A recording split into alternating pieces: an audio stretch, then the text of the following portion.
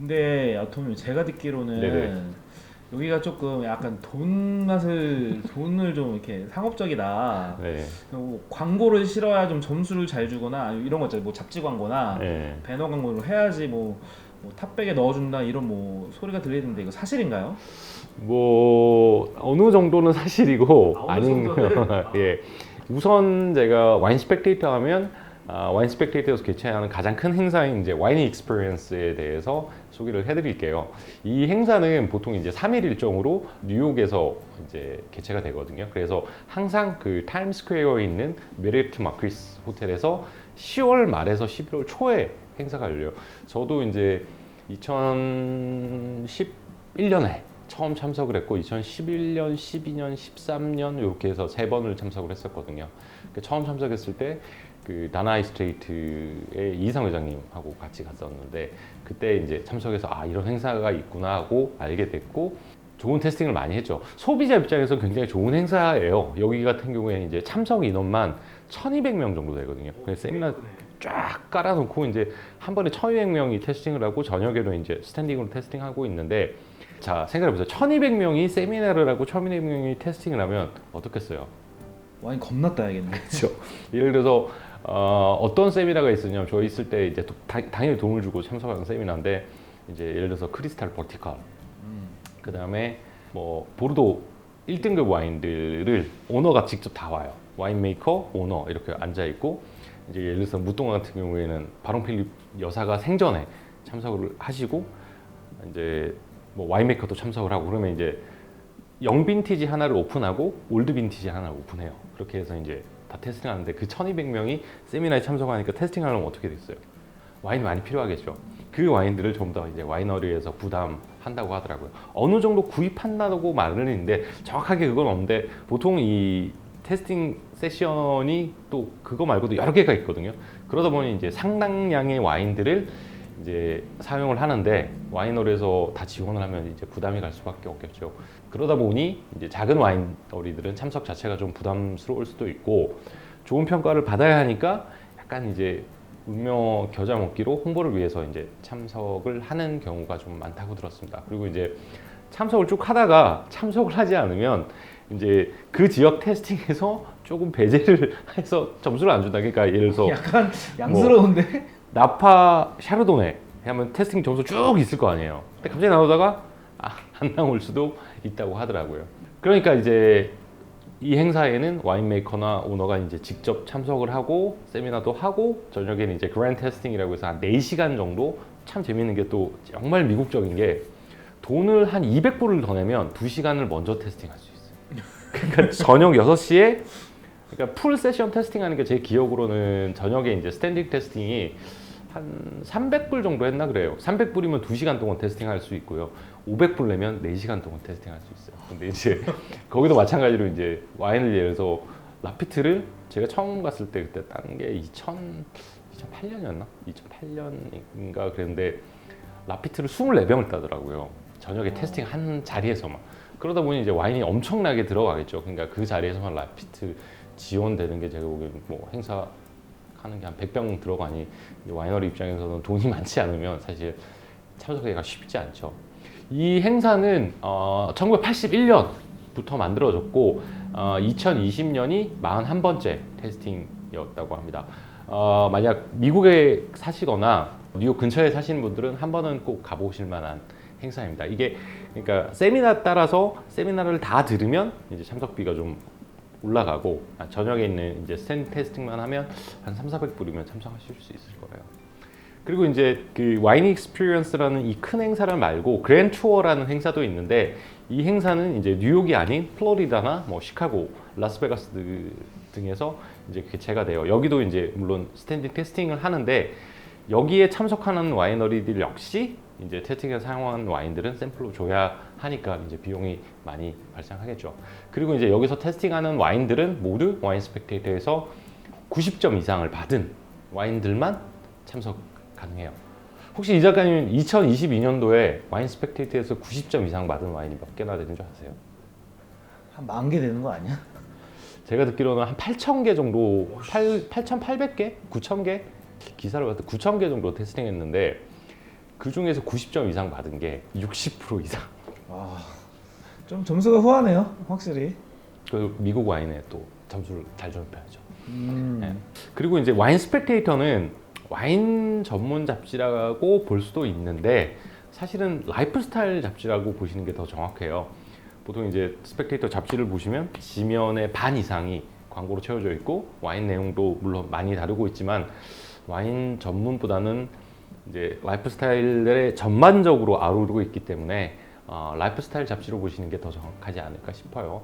그리고 이제 미국에 있는 소믈리에 인더스트리나 와인 평론하시는 분들을 보면 와인 스펙테이터에 대해서 그렇게 공신력 있게 바라보는 분들은 그렇게 많지는 않아요. 3글라스나 그 3글라스를 받기 위해서 노력을 하는 부분들은 많은데 와인 스펙테이터의 점수를 말하는 사람들은 거의 없어요. 하지만 이제 초보자분들, 그게 한국말로 하면 와린이들 같은 와인에 이제 관심을 가지고 시작하시는 분들은 와인 스펙테이터에 이제 굉장히 많은 관심을 가지고 있죠. 탑 100 있잖아요. 네. 탑 100. 네네. 이 선정하잖아요. 네. 이 선정 기준은 대체 뭔가요? 선정 자기들이 좋은 거 하겠지.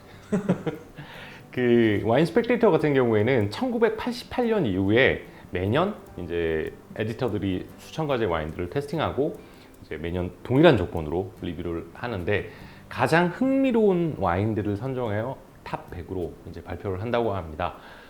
선정의 베이스가 되는 와인들은 다양한 그룹과 범위로 구성이 되어 있는데 그리고 첫 번째 점수 무조건 90점 이상이 돼야 되고요. 두 번째는 가치, 가격 기준. 그러니까 가격이 너무 비싸면 여기 안 집어넣어요. 그 다음에 가용성, 미국에서 만들어졌거나 수입이 되는. 그 다음에 이제 가장 중요한 게 얘들이 말하는 엑스팩터인데 이게 뭐냐면 생산자들의 열정 그리고 비하인드 스토리 이런 거를 더해서 이제 100대 와인을 선정한다고 합니다. 그러니까 품질이 굉장히 뛰어나더라도 생산량이 작은 와인들은 선정이 안 되겠죠. 그래서 이제 와인 스펙테이터에 찾아보시면 부르고뉴 와인이나 RM 샴페인들은 거의 없어요. 그래서 뭐 제 개인적으로 생각하기에는 이 와인 스펙테이터 탑 100이 추천 리스트이긴 한데 미국 사람들의 개인적인 취향을 반영한 것이고 한국 분들의 취향과는 좀 거리가 멀 수도 있습니다. 물론 이제 그게 맞을 수도 있죠. 네. 그리고 이제 이게 이제 와인 스펙테이터 100이 약간 앞으로 이런 집이 굉장히 좋아질 거다 이런 이제 미래 방향성을 좀 뭐 제시를 하고 생산자들이 이제 올해를 되돌아보는 이제 거울이 되어서 매년도 열정적으로 와인을 생산하도록 약간 격려하는 시스템이라고 보시면 될 것 같아요. 물론 이제 이 리스트에 선정이 되면 이제 가격이 오르고 물건이 사라지는데 그만큼 관심이 많다는 거죠. 그러니까 저도 한 3년, 4년 전에 스페인 와인이 1등을 차지했거든요. 집 앞에 있는 리커샵에서 50불도 안 했나? 근데 발표되니까 그 다음날 150불 하더라고요. 이런 좀 약간 부작용도 있어요. 올라타야지. 이제 코인에 올라타야지. 스펙테이터 코인에 올라타야지. 그러니까 참고를 하시는 거지 그거에 빠지실 필요는 없다는 거죠. 맹신하지 말아라. 그렇죠. 이게 무조건 맛있다고 이런 건 아니니까. 아무튼 그리고 이 와인 스펙테이터에서 하는 그 레스토랑 평가 이거 있잖아요. 뭐 원글라스, 투글라스, 쓰리글라스. 네네네. 이거 한국에 뭐 저기 까사델피노도 뭐 땄고. 네, 어제 갔었죠. 네. 어제 많이 먹었죠. 그래서. 근데 여기에 대해서 좀 자세히 설명을 좀 해주세요. 그 레스토랑 같은 경우에는 이제 3글라스, 2글라스, 이제 1글라스를 주는데 와인 리스트의 양과 질에 따라서 점수를 매겨서 주는데 3글라스 레스토랑들이 가장 좋은 리스트를 가지고 있죠. 2022년 기준으로 해서 1글라스 즉 그 어워드 오브 엑설런스 같은 경우에는 총 전 세계적으로 1782개의 레스토랑이 이름을 올렸습니다. 그리고 이제 이 기준에는 적어도 90개 이상의 와인 리스트가 있어야 되고 와인 리스트에는 가격과 스타일을 살펴본다고 합니다. 그 다음에 2글라스, 이제 베스트 오브 어워즈 오브 엑셀런스라고 하는데 총 1290개 레스토랑이 이름을 올렸고요. 여긴 적어도 이제 350개의 와인 리스트가 있어야 되고 와인 리스트 역시 이제 전체적인 가격과 스타일을 살펴본다고 합니다. 그리고 이제 당연히 여기서부터는 버티컬, 호리존탈, 이제 그렇게 이제 와인의 깊이에 대해서 들어가기 시작을 하는 거죠. 그리고 이제 마지막으로 그 3글라스 그랑 어워드가 있는데 이건 이제 전 세계적으로 총 97개의 레스토랑이 이름을 올렸다고 합니다. 여기에는 최소 1000개 이상의 와인 리스트가 있어야 이름을 올릴 수 있고요. 최고의 생산자들의 이제 와인들이 있어야 이름을 올려주고 여기도 역시 빈티지별, 그다음에 사이즈별, 그다음에 그 집에서 요리하고의 마리아주, 그다음에 서비스도 함께 평가를 한다고 합니다. 그 이 작가님 저하고 뉴욕에서 방문하신 르버나딘, 아 르보다닌. 네, 그 쓰리 글라스죠. 여기는 미슐랭 3스타이기도 하고 쓰리 글라스. 그다음에 펄세, 펄세도 있구나. 네, 펄세도 쓰리 글라스 받았고, 그다음에 다니엘, 네, 여기는 2스타죠. 여기가 이제 쓰리 글라스의 이름을 올리고 있고요. 그리고 투 글라스 같은 경우에는 국내에도 있는데 대표적인 곳이 바로 까사델 비뇽입니다. 국내에는 제가 알기로는 12개의 레스토랑이 리스트에 이름을 올렸는데 아쉽게도 쓰리 글라스를 받는 곳은 한 군데도 없다고 합니다.